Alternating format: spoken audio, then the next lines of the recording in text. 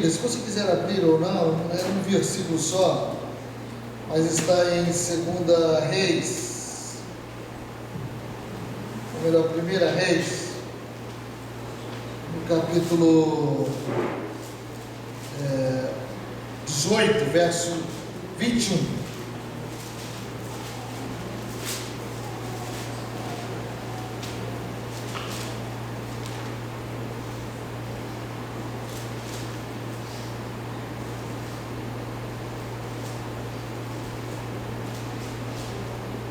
Quero falar nesta noite sobre o poder de uma decisão.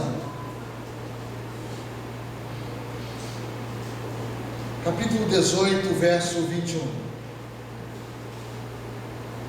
E Elias se chegou a todo o povo. E Elias se chegou a todo o povo e disse: até quando cocheareis entre dois pensamentos? Até quando cocheareis entre dois pensamentos? Se o Senhor é Deus, segui-o. Mas se Baal é Deus, segui-o. O povo, porém, não respondeu nada. O povo, porém, não respondeu nada. Vou ler mais 2 versículos, não precisam abrir. E Jesus, andando ao longo do mar da Galileia, viu 2 irmãos, Simão, chamado Pedro, e seu irmão André, os quais lançavam a rede ao mar, porque eram pescadores.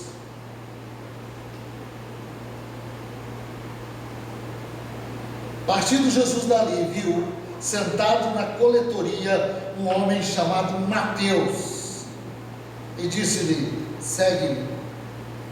E ele, levantando-se, o seguiu. Vamos orar. Pai querido, nós estamos diante de 3 porções tão desafiantes da Tua Palavra, e estamos agora aqui com a incumbência de pregar estas boas novas que estão inseridas na verdade da Bíblia. E agora, Deus, nós queremos simplesmente nos debruçar diante de Ti, visto que nós, como seres humanos, somos tão volúveis, somos tão frágeis. A nossa mente, o nosso coração conturba-se com facilidade, mas nós queremos de fato, Deus amado, nos firmar, nos fundamentar, nos estabelecer conforme a Tua vontade. Ó Deus, em nome de Jesus, que este lugar seja abrigado, cercado, revigorado pelo poder e a força do Teu Espírito, para que juntos nós possamos, Deus, pensar de acordo com o Teu pensamento, sermos alçados a esse nível de excelência de entendimento. Cobre-nos com Teu sangue, livra-nos de todo mal, tira as confusões, tira, Jesus, as armadilhas que estão nos visitando, e nos dá aquela perseverança necessária para alcançar o Teu reino, em nome de Jesus. Amém, Jesus. Queridos, a palavra, ela nos desafia. Deus, Ele mexe com a nossa hombridade. Deus mexe com a nossa honra. Deus mexe com a nossa interioridade. E Ele confronta-nos em todas as áreas visíveis e invisíveis da nossa alma. E a palavra de Deus, ela tem poder não só para consertar aquilo que é aparente, mas ela tem poder também de penetrar como um bisturi lá no fundo, no âmago do nosso ser, e retirar aquela ferida, retirar aquilo que está sendo infeccionado do nosso ser, que ainda nem percebemos, que ainda nem foi diagnosticado. Mas há uma questão tão interessante, que é um vínculo que nós temos com Deus, que é a nossa decisão, é o poder que nós temos de interferir, de estabelecer e de se juntar ao bem ou ao mal. Queridos, e por isso nós vivemos em dias tão sérios, que foram altamente proclamados no tempo de Paulo, mostrando-nos as características do fim, os momentos finais. E de fato nós estamos vivendo isso, e precisamos profundamente de uma intuição, de uma percepção espiritual, para sabermos discernir, ou melhor, para termos as armas eficazes para fazer as melhores escolhas. Como decidir? Nós estamos num mundo de muita comunicação, de muitas informações. A cada dia a ciência se multiplica extraordinariamente.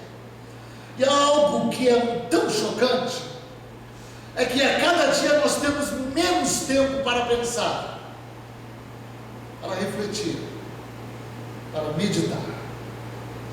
Nós estamos envolvidos num movimento que não mudou o tempo, mas mudaram-se as atividades, e o entretenimento está tão forte nos nossos dias que nos roubam as oportunidades de pensar, de analisar. Não, veja, quando estamos cansados, normalmente o homem costuma ligar a televisão, assistir alguma coisa. Há tanto entretenimento na área do esporte. Quem gosta de esporte pode se ocupar a mente nas horas vagas constantemente a isso.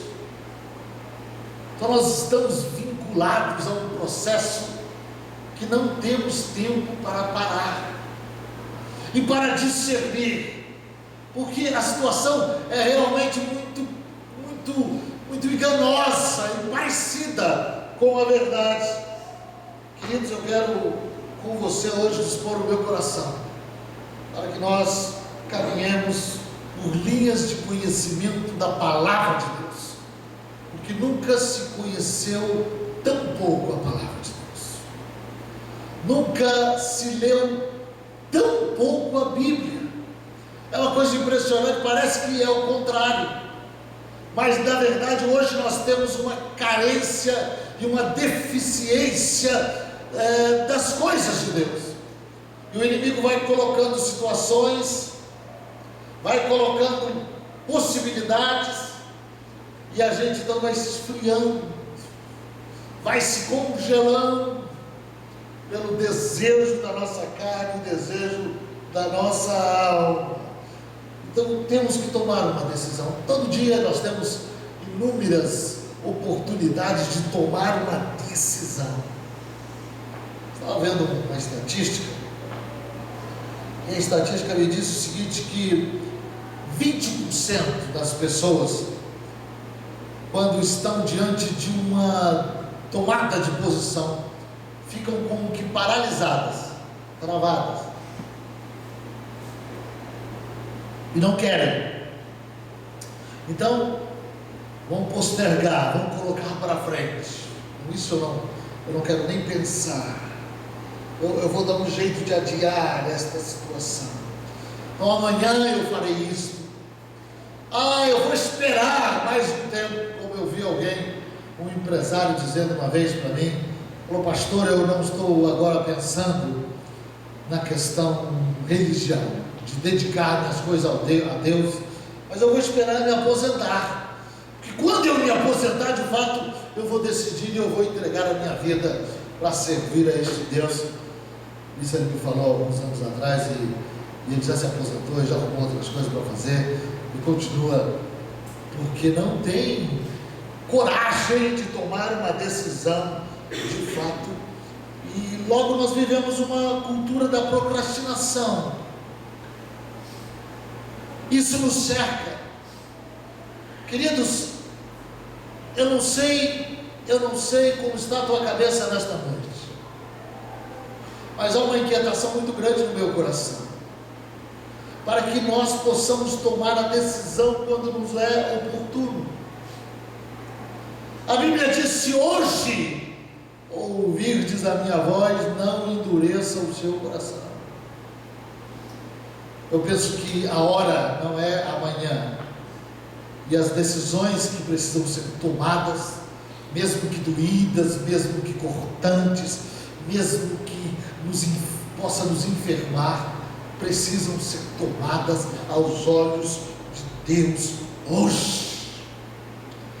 Eu li um texto aqui, o primeiro texto nos fala de um homem que não era popular na sua época, mas era um grande profeta, um dos maiores profetas que já viveu sobre a terra. Mas ele vivia solitário, não era reconhecido, era rejeitado. As pessoas o consideravam como um perturbador, era minoria. Ele era minoria. A adoração em Israel continuava fervorosa. Eles conseguiram agregar a adoração de Deus com a adoração de uma entidade chamada Baal. Esta adoração a Baal, esse culto a Baal, ele era composto de uma complexidade muito grande, mas tinha 4 características que estão bem similares à nossa época, visto que a ação de Satanás, querido, muda de nome, mas estabelece em geração as mesmas estratégias para nos confundir. A visão da adoração de Baal era uma visão da liberdade. Os adoradores de Baal, eles entendiam profundamente que a entidade Baal, que diziam que era o Deus verdadeiro, ele não só pensava como pensava o Deus de Israel. Eles não desacreditavam o Deus de Israel, mas eles se misturavam, ao ponto de entenderem que as crianças recém-nascidas, elas eram de extremo agrado a Deus. Então eles ofereciam, numa visão hoje contemporânea, se formos aplicar na questão do aborto, eles ofereciam as crianças recém-nascidas a um sacrifício a Baal, argumentando que aquilo traria alegria ao coração de Deus, visto que aquelas pessoas não passariam por um processo de vida e não teriam que sofrer, mas que seriam recebidas imediatamente ao Deus, entre aspas, que eles serviam. Os adoradores de Baal no tempo de Elias, que eu li ali, eles subestimavam os elementos da natureza. Eles acreditavam que Baal era o Deus que controlava a natureza, o Deus da chuva, o Deus do amor, o Deus disso, o Deus daquilo. Veja só que é a mesma operação nos dias de hoje. Eu ouvia uma entrevista esta semana, e um repórter perguntou a um religioso, ele perguntou: mas por que os santos? Qual é a estratégia dos santos? E o religioso diz: é muito importante os santos na nossa religião, porque eles afiguram como modelos a cada região, e as pessoas se ligam ao ser humano e passam a buscar proteção a eles, e como nós referendamos isto, nós arrebanhamos estes que estão aí por todos os lugares. E na verdade foi exatamente isso que aconteceu quando o cristianismo tomou conta do mundo. simplesmente trocaram os nomes, e colocaram Pedro, e colocaram João, e colocaram, lá foi um monte de nomes, mas as entidades continuavam sendo adoradas, aquelas que faziam isto e que eram adoradas por causa daquilo e por causa daquilo outro. Outro ponto da questão de Baal é que eles encorajavam e promoviam a questão sexual, principalmente o homossexualismo como opção de vida, nos cultos, eles tinham e apresentavam os seus relacionamentos sexuais como uma oportunidade que a pessoa tinha de adorar a Deus, visto que quando se relaciona sexualmente, se gera uma vida. Então eles diziam que a vida humana, a fertilidade da vida humana deveria ser assim, preservada, e Deus era o Deus da fertilidade.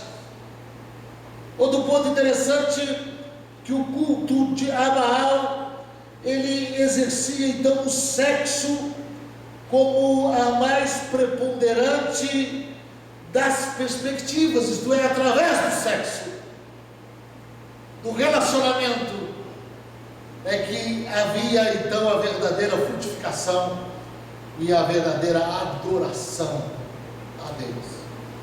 E assim pregavam e diziam que no ato sexual, e naquele momento de prazer do ato sexual, é o momento de maior êxtase e é a alegria de Deus. Naquele exato momento, retiravam simplesmente a questão humana e apresentavam uma nova versão espiritual. Queridos, o culto a Baal é o mesmo culto que a humanidade hoje faz. Mudaram seus nomes. Logo, todos os conceitos teológicos são inteirados, são enxergados, são pesados, são imaginados, são julgados, são vividos por esta visão que certamente traz confusão, muita confusão.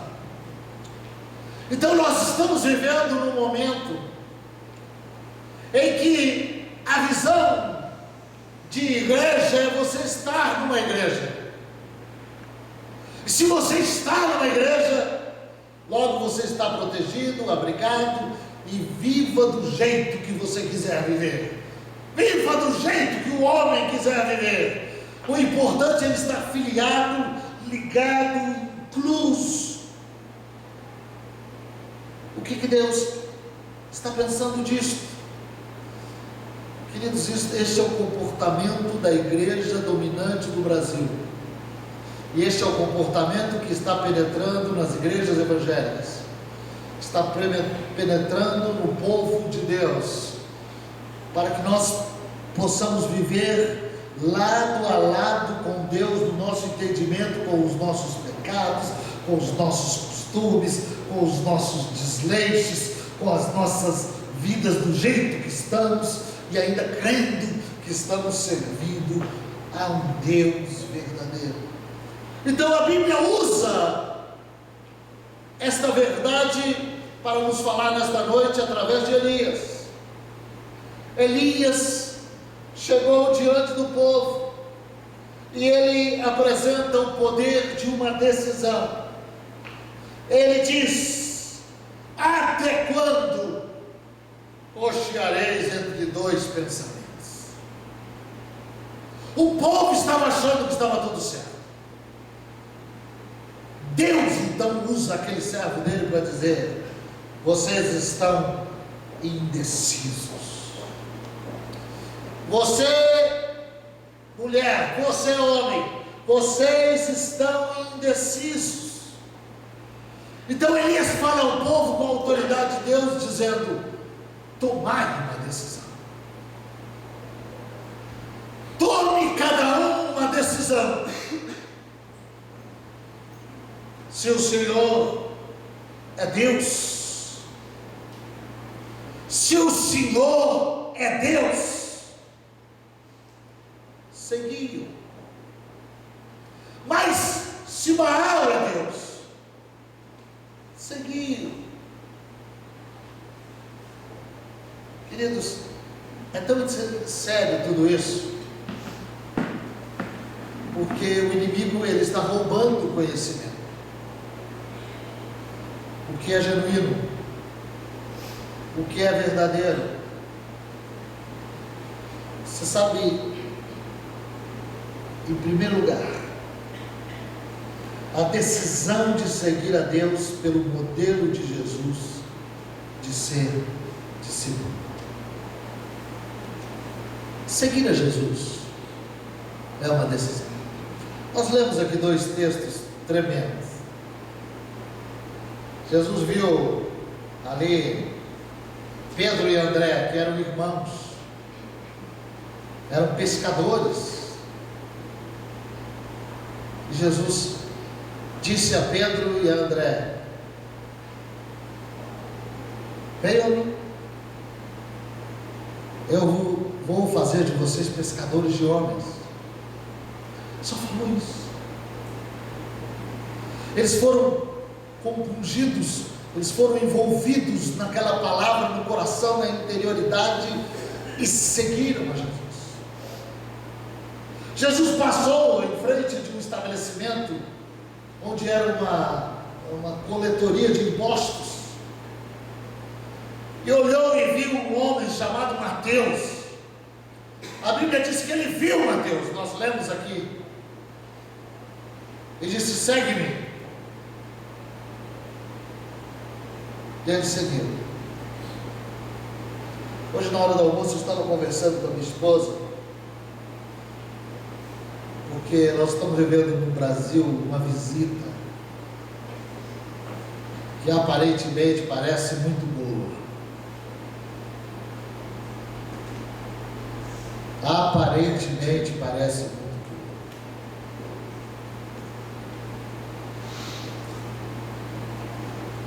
Eu não duvido da sinceridade deste homem, não quero duvidar neste aspecto. Mas há um ponto nas Escrituras que não pode ser confrontado, não pode ser tirado.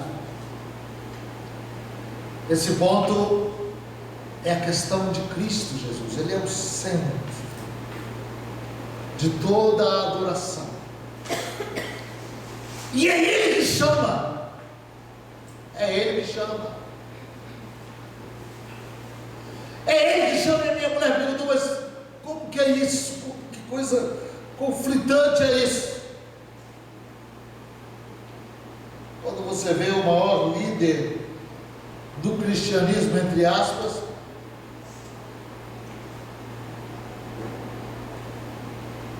ser recebido num santuário,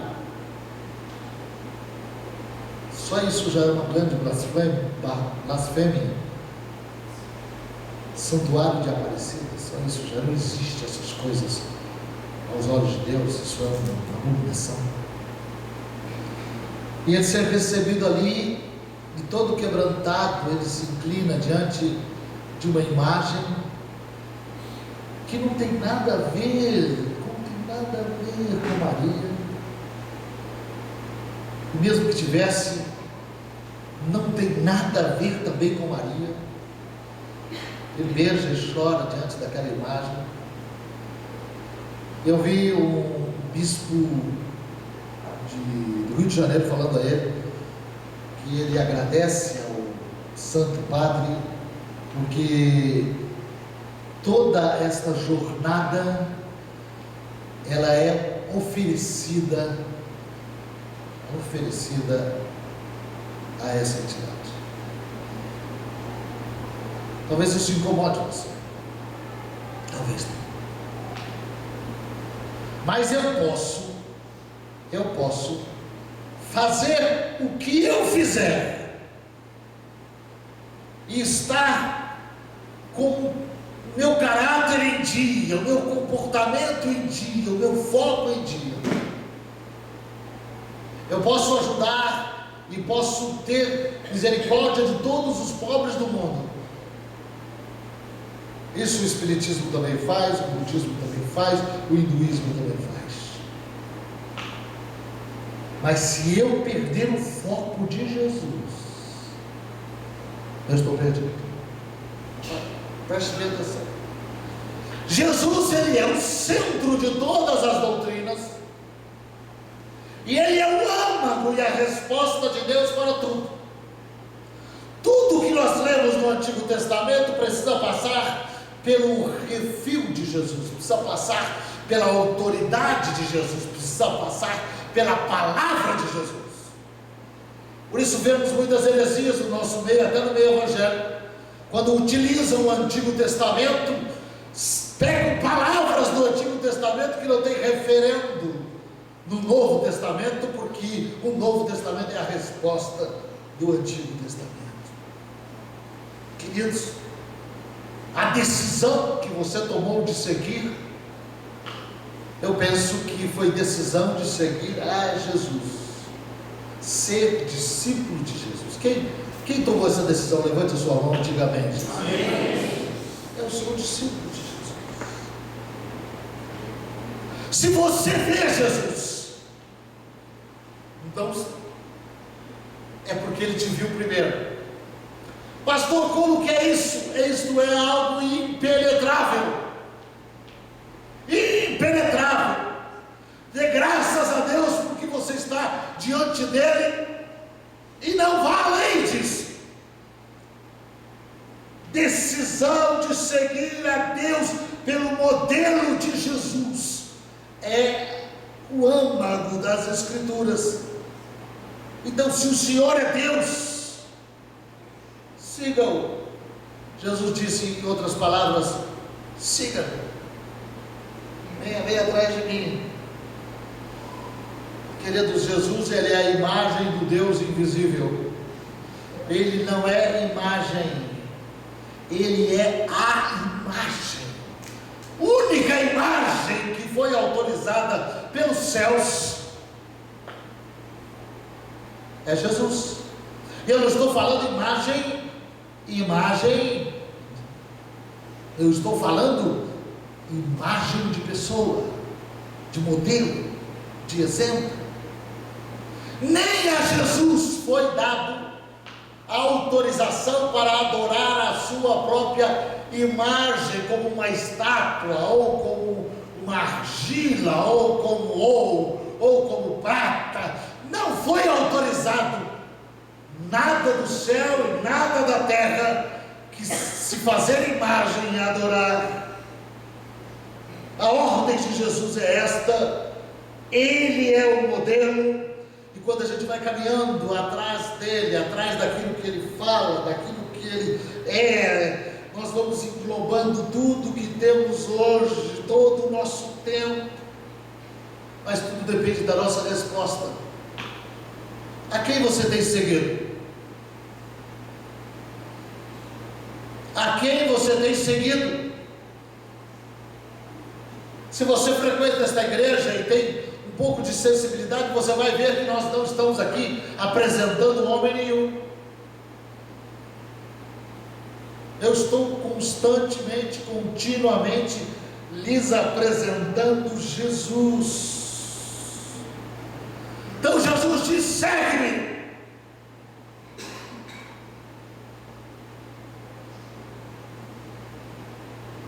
Eu posso segui-lo ou não. Você acha fácil seguir Jesus? Não é, mas é possível. Uma vez Jesus falou com um homem de Deus, e ele disse para esse homem de Deus o seguinte: anda atrás de mim, não ande muito distante de mim, a ponto de você me perder. Não ande muito à frente de mim, porque você vai enganar o caminho. Ande atrás de mim.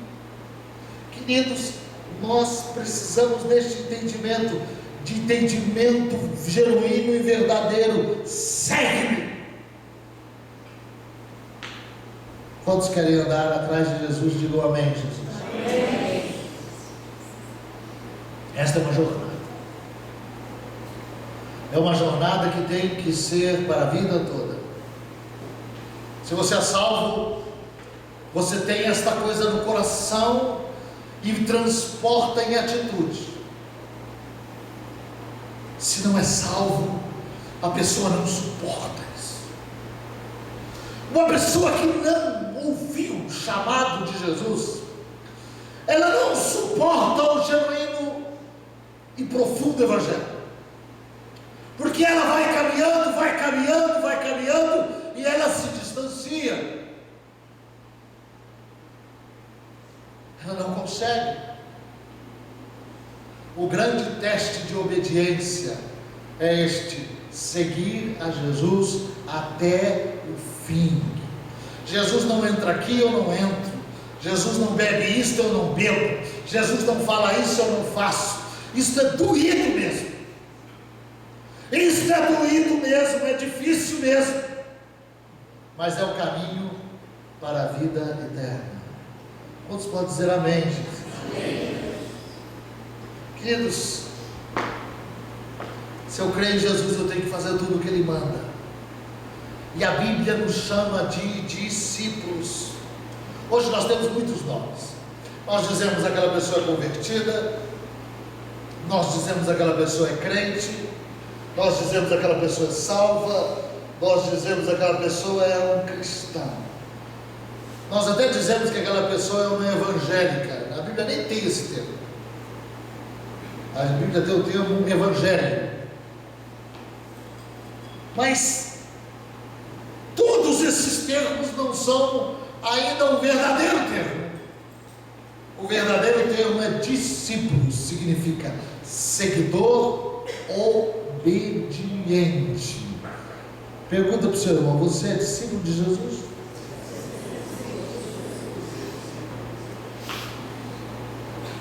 É tão interessante essa visão,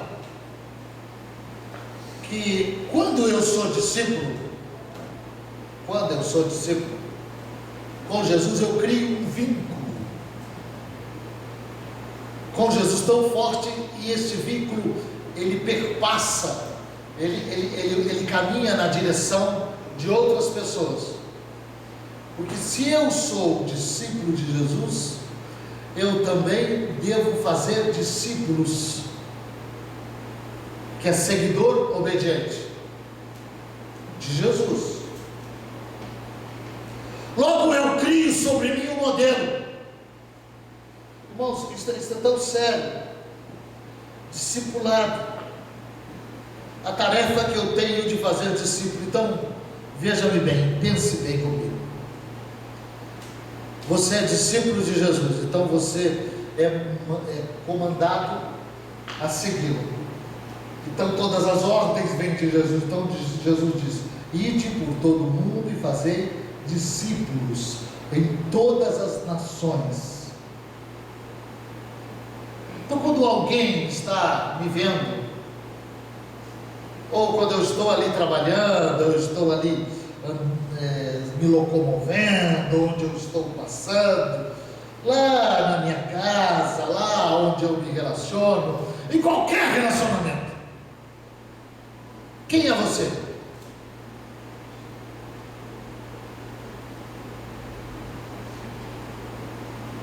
A Bíblia diz que se Jesus te chamou, e se você o segue, você é seu discípulo. Então toda pessoa que olha para mim, que olha para você, o que ele vê? Ou o que ele deveria ver? Lá vai o discípulo de Cristo, seguidor obediente de Cristo, seguidor obediente de Cristo. Queridos, esse processo precisa ser desenvolvido profundamente na nossa vida. Eu preciso entender isso. Você está entendendo? Sim ou não? Outra decisão que eu preciso tomar é ser um conquistador de autoridade. Está dizendo: se o Senhor é Deus, seguir. Queridos, nós estamos numa guerra espiritual muito grande. Como que você faz diante de um desafio? Diante de uma peleja? E quando alguém coloca diante de mim e diante de um ser humano qualquer que serve a Jesus, algo que Jesus está dizendo não, mas o seu coração, a sua alma, a sua interioridade está comprometida com aquela coisa. Há uma guerra, há uma guerra. E a Bíblia diz que a nossa guerra é contra principados, potestades, contra príncipes deste mundo das trevas, contra hostes espirituais da iniquidade nas regiões celestes. O que eu estou querendo dizer com conquistador de autoridade? Há uma conquista que precisa ser efetuada por você e Deus, que é a conquista do teu território. É tão interessante a gente ver talentos. Só Deus conhece todos nós aqui, mas quantos talentos nós temos aqui? Agora eu te pergunto, onde está o teu talento? Pastor, o meu talento, ele está lá nos meus estudos. A minha perspectiva e a minha visão é estudar agora. Eu não tenho outro alvo, não tenho outro objetivo. Pastor, o meu talento é grande, mas a minha visão é ganhar dinheiro hoje.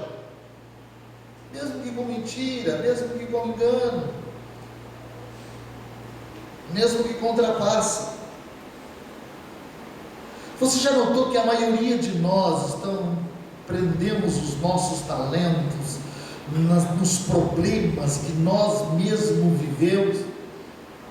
E na verdade a libertação está exatamente quando nós nos libertamos de nós mesmos. E quando você se liberta, quando eu me liberto de mim mesmo, aquela situação se torna fácil. Aquilo já não me atinge mais. Queridos, é tão sério isso porque nós temos um território a conquistar. E aonde está esse território? Ele começa desde que você começou a andar com Jesus e vai até a eternidade. Nós temos um território a conquistar. Vamos negociar? Vamos negociar? Quanto que você vale? Fala para mim, quanto você vale? Cada um tem um valor. Quanto que você vale? Quanto que vale um homem? Pastor, eu tenho vontade de ir nesse vício. Teu valor é esse? Pastor, eu tenho bronca das pessoas, eu não gosto muito disso, daquele. Teu valor é esse? Pastor, eu não aguento viver uma vida sexualmente limpa. Teu valor é esse? Quanto que você vale? Nós estamos pagando o nosso preço. Queridos, servir a Jesus é uma missão de vida, é uma causa necessária. E nós temos que entender isso de todo o nosso coração, de toda a nossa alma, com todo o nosso entendimento que nós temos uma guerra e precisamos de discernimento. Pergunta para o seu irmão, você está enxergando? Você está enxergando? Nós precisamos travar esta guerra com inteligência, com habilidade. A Bíblia diz que o reino de Deus é tomado pela força. Um dia eu estava no Face e eu vi o retrato de um moço chamado Nelson Salviano. Nelson Salviano Eu o conheci em 1979.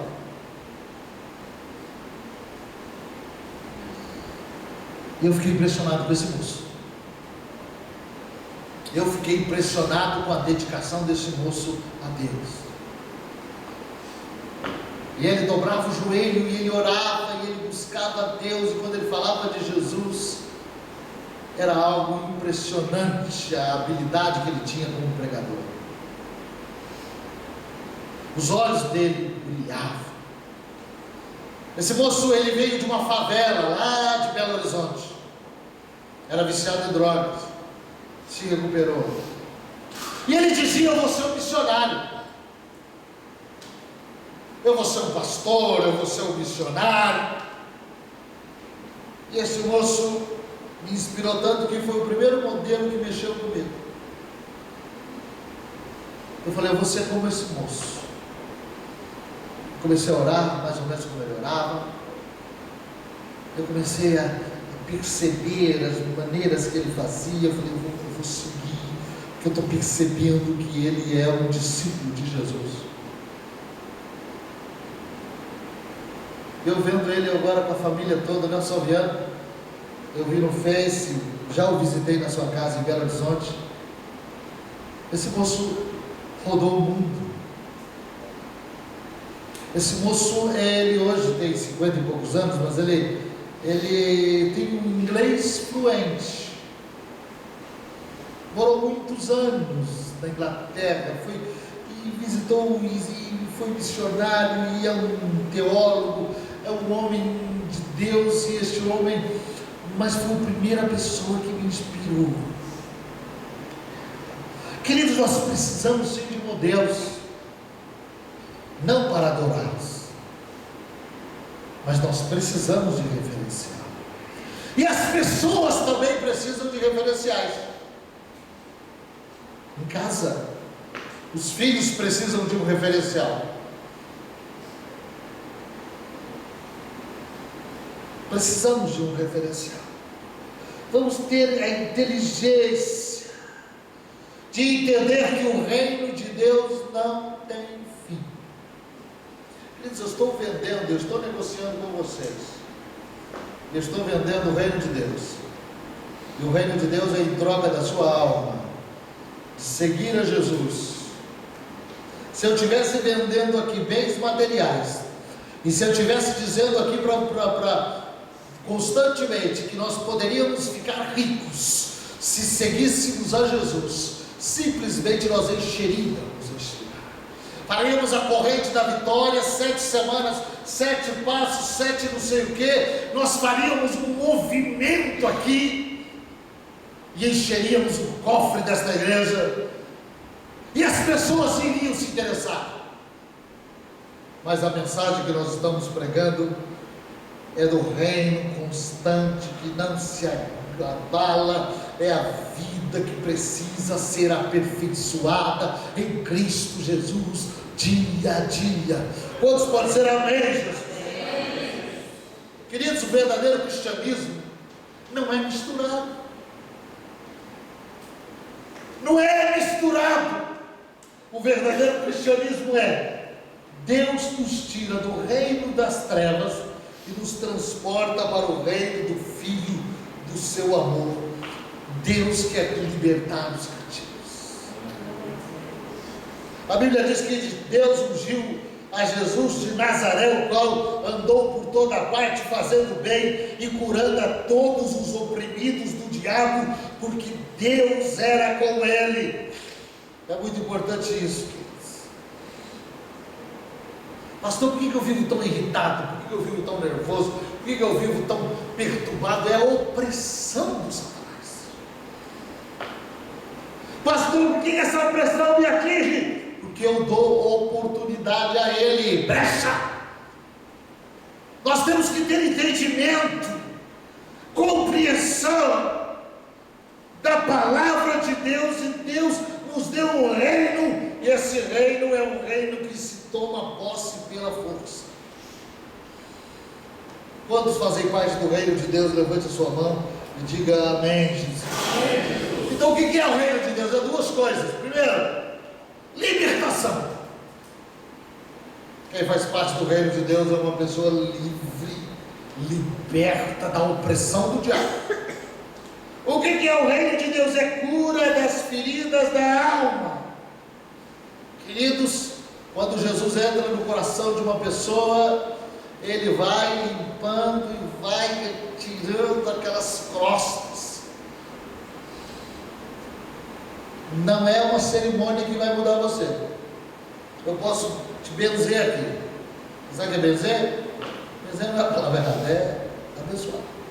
Eu posso te benzer aqui. Eu posso pôr um óleo na tua cabeça. Eu posso falar. Você pode participar de reunião aqui, ali, acolá. Você pode fazer o que você quiser. Entenda uma coisa: libertação é paulatina, dia a dia. Eu preciso seguir a Jesus. Fala comigo, eu preciso seguir a Jesus. Em terceiro lugar, nós temos que tomar uma decisão como igreja em Campo Grande, de conquistar e de crescer. É uma decisão que nós vamos ter que tomar a qualquer momento. Eu tenho percebido, queridos, que não tem conquista se não for de dentro para fora. Não tem conquista, não adianta. Você pode até conseguir algumas coisas, mas a conquista verdadeira é de dentro para fora, do interior para o exterior. Eu te pergunto, como está o teu interior?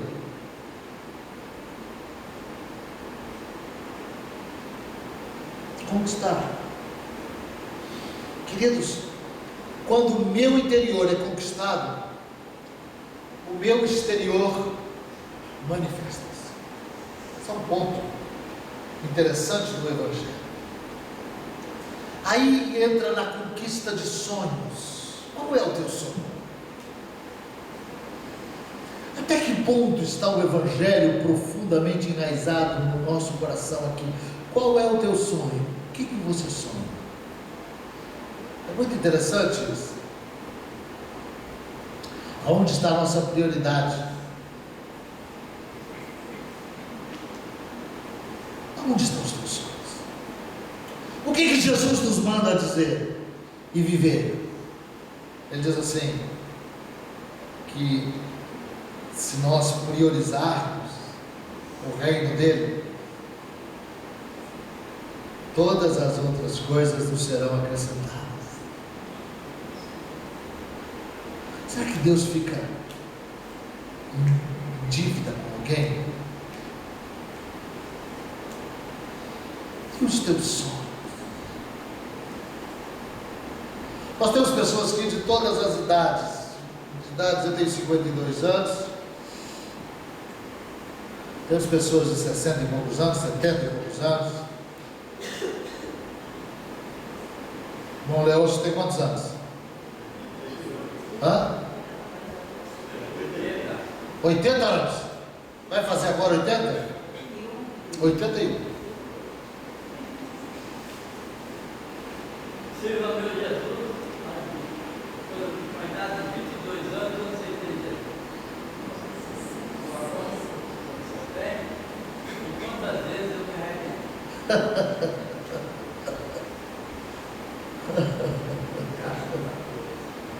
Graças a Deus pela sua vida.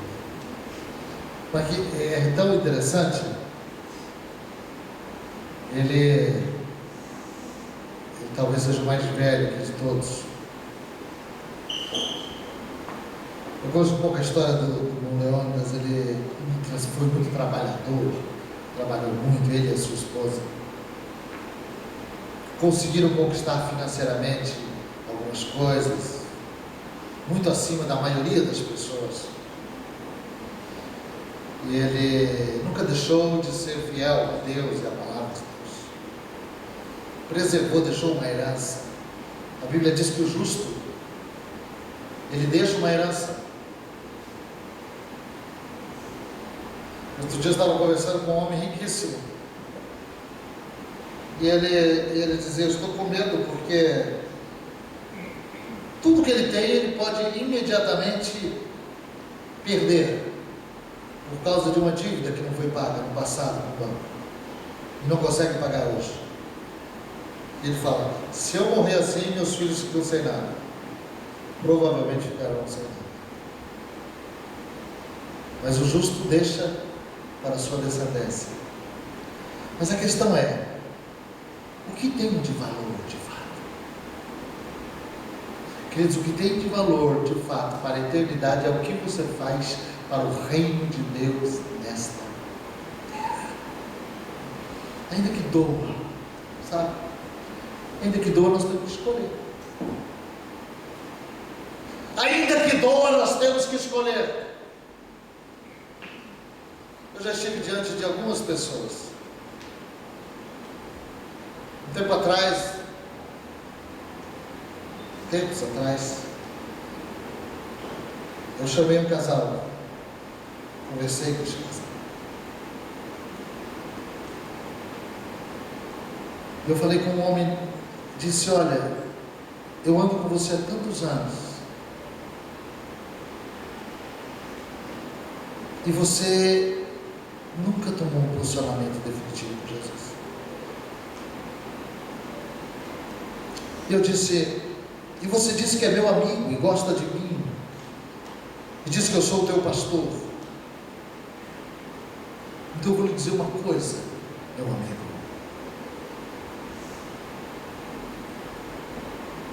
Há quase 2 décadas eu ando contigo, e você não mudou em nada.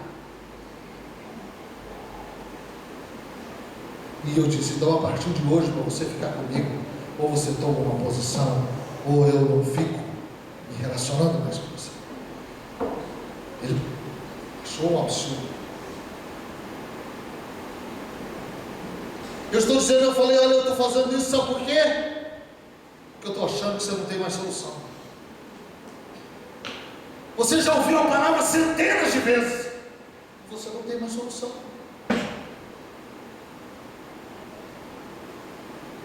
Queridos, chegou uma hora. Você já percebeu que nós, se você e eu, preste bem atenção, eu estou falando como profeta de Deus, não tomarmos uma decisão galhada, firme agora, as nuvens cada vez mais serão espessas e negras, e não teremos como enxergar direito. Jesus está voltando. Vamos ser crentes verdadeiramente? Quantos estão dispostos a isso? Digam amém, Jesus. Amém. Se você chegar diante de Jesus e falar para Ele: Senhor, eu não sou crente verdadeiramente por causa do meu irmão, da minha irmã, do meu pai, da minha mãe, eu vi isto, eu vi aquilo. Você acha que isso vai desculpar? Você acha que vai desculpar? Você acha que Jesus vai te absolver, vai te libertar? Jesus vai te trazer para si por causa disso? Se hoje nós temos toda a oportunidade necessária, vamos criar no nosso meio uma igreja autêntica. Isso não é de Deus para mim, eu não quero. Ainda que eu sofra, ainda que eu desça lágrimas de sangue, gotas de sangue. Quando Jesus foi para a cruz do Calvário, quero concluir, o corpo dele, qual é o corpo que gosta de ser martirizado e sacrificado? Nenhum corpo. Se você for sacrificado, se alguém for me matar pelo Evangelho, eu pediria para a pessoa dizer assim: me dá um tiro, mas não enfia graveto da minha unha, não fura a minha mão, não fura os meus pés, não coloque espinho sobre mim, me dê um tiro. A carne natural rejeita isso, mas Jesus, para fazer a vontade do Pai, por amor a você e a mim, Ele transpirou gotas de sangue. Isso pode acontecer com um ser humano num alto nível de sofrimento. Aí você me diz: pastor, mas eu não posso deixar isso. E Jesus diz: deixa isso. Aí Jesus diz: Até quando cocheareis entre dois pensamentos?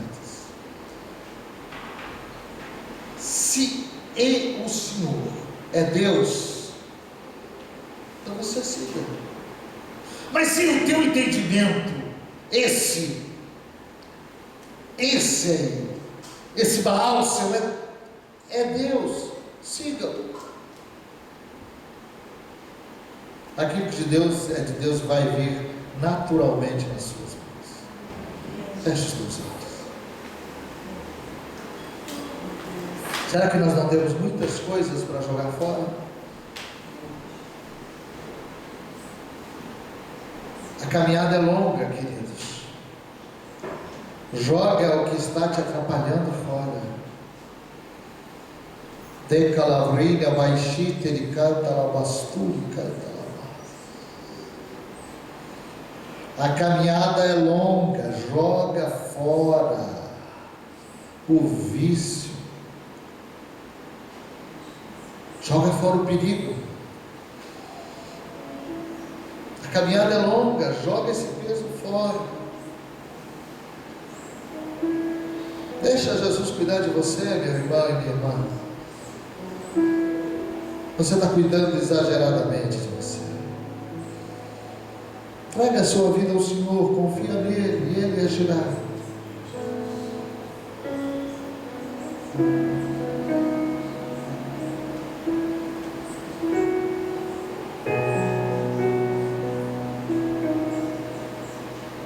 A minha preocupação é as trevas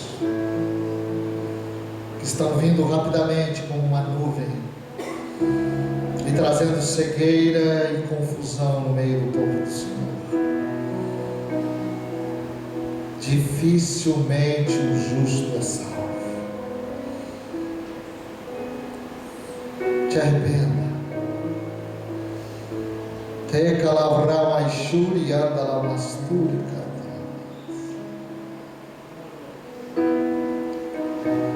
Pai, nesta noite eu me curvo diante de Ti. Árdua tem sido a caminhada, dolorida tem sido. Renunciar desejos da carne não tem sido fácil. Renunciar a relacionamentos que não te agradam, Senhor, não é fácil.